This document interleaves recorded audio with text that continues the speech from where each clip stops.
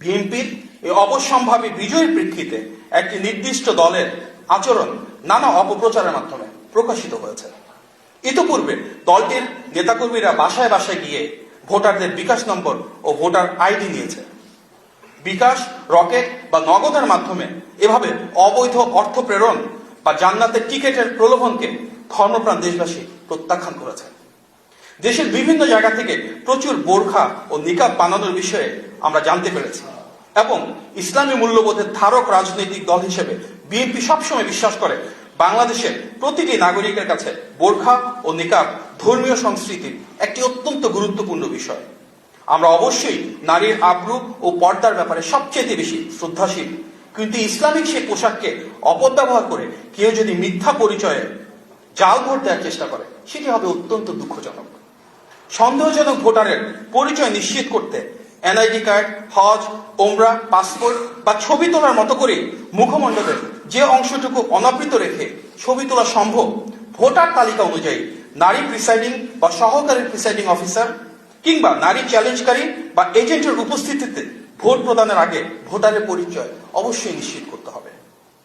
আমরা আজ দেখতে পেয়েছি প্রশাসনের ও নির্বাচন পরিচালনার সাথে যুক্ত একটি অংশের সাথে একটি নির্দিষ্ট রাজনৈতিক দলের বিশেষ সম্পর্ক রয়েছে এমন একটি অপপ্রচার একটি মহল শুরু করেছে।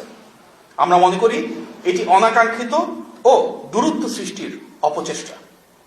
রাষ্ট্রের প্রতিটি সংস্থা, নির্বাচন কমিশন এবং অন্তর্বর্তী সরকারের নির্বাচন সংশ্লিষ্ট সকল কর্মকর্তা ও কর্মচারীবৃন্দের নিরপেক্ষতা ও পেশাদারিত্বের উপর জনগণের মতো করে বিএনপিও আস্থা রাখতে চায়। সুতরাং এই বিভ্রান্তি ছড়ানো নিন্দাজনক এবং যারা এটি করছে আমরা তাদের প্রতি আহ্বান জানাবো যে কোনো অপপ্রচার থেকে সরে এসে ইতিবাচক রাজনীতিতে প্রত্যেকের ভিতর সুসম্পর্ক কিভাবে স্থাপন করা যায় সেটিতে মনোনিবেশ করতে।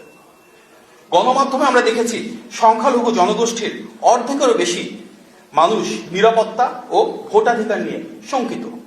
এই বিষয়টি একটি সংস্থার জরিপে উঠে এসেছে।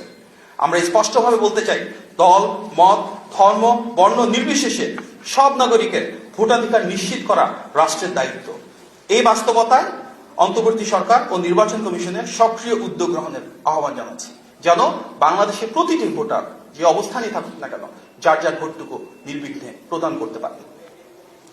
আরো একটি বিষয় আমাদের নজরে এসেছে যে ভোট কেন্দ্রের আশেপাশে 400 গজের মধ্যে মোবাইল ফোন ব্যবহার না করার বিষয়ে আজই একটি প্রজ্ঞাপন জারি হয়েছে।